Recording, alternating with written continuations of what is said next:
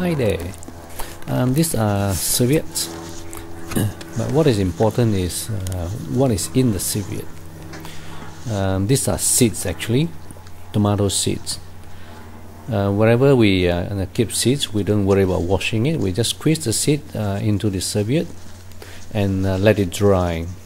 Once it's dry, you can keep it in the jar, airtight container, and it'll last for years. This is actually 2 years old already. So whenever you come across a variety of tomato that you really like, squeeze some seeds out. You can still eat the tomato, just leave the seeds on the civet to dry. And even if you're out in a restaurant, you come across an unusual tomato, squeeze the seed out, put it in the civet, take it home, dry, and then keep it. When it's time to grow, just put it in the potting mix and plant them. So as you can see, I've cut some off already last year, and this is the Roma variety, Roma, and yellow tomatoes, and another Roma.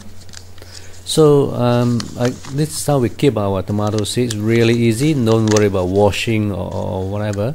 If you come across any variety you like, keep it this way. Thanks for watching.